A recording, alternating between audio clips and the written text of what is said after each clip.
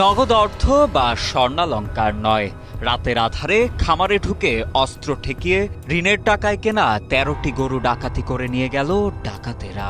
Loan নিয়েছি মনে কর 3 লক্ষ টাকা, আরো লইছি 26 লাখ টাকা, মোট আপনার 28-30 লাখ টাকা আমার লোন হয়ে গেছে। এখন আমার গরুটা নিয়ে গেছে। চিন্তার সময় অনুমান আমি কেয়ার দিছি, আমার গো সরাইছি, সরাই আমি তো বাইরে কাজ করি, এনে কাজ করি না। এনে কতক্ষণ ওরে আমার এই লুঙ্গিটা মাথা বান্ধা লাইছে, মুখ বান্ধা লাইছে, ঠ্যাং বান্ধা লাইছে, বান্ধে হারিয়ে আমরা মাইর করছি। আমার কইতে চুরিটা জব করিয়া লাগবে।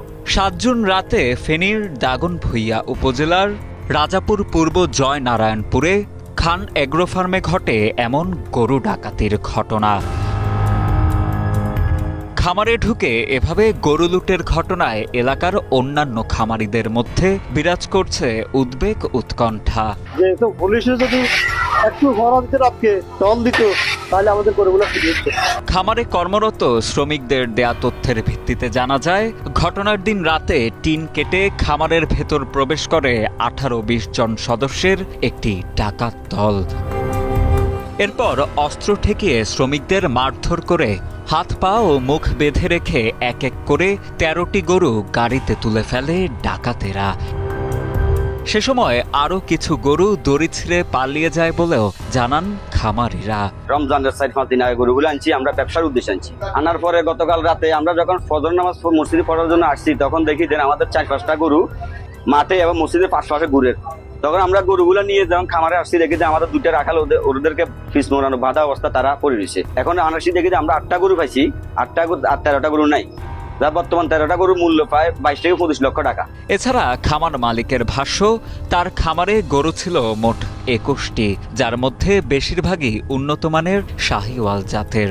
লুট হওয়া প্রতিটি গরুর ওজন 6 মনের বেশি এবং প্রতিটির বাজার মূল্যই 2 লাখের কাছাকাছি। পুলিশ প্রশাসন ধরে আমাদের পাশে থাকে, তাহলে আমরা তো মনে করেন এটা পাওয়ার একটা আশঙ্কা আছে। এভাবে দান দেয় না করি কিভাবে আমরা এটা কিভাবে পরিশোধ করব? মানুষকে এভাবে কি বুঝ দিমু ভাই? কিছু আছে পাওনাদার, কিছু আছে ব্যাংকের টাকা, কার বুঝ কাকে দিমু? এদিকে এ ঘটনার পর ঘটনাস্থল পরিদর্শন করে জেলা গোয়েন্দা পুলিশ।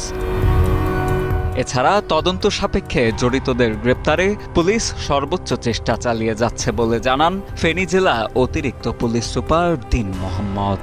চোরেরা, অজ্ঞাতনামা চোরেরা চুরি করে নিয়ে যায়। সেই গরুগুলো তারা পরিবহন করার ক্ষেত্রে কিছু কিছু গরু পরিবহন করতে ব্যর্থ হয়। সেখান থেকে 8টা গরু পাওয়া যায় পরে, আর তার মধ্যে 13টা গরু তারা চুরি করে নিয়ে যায়।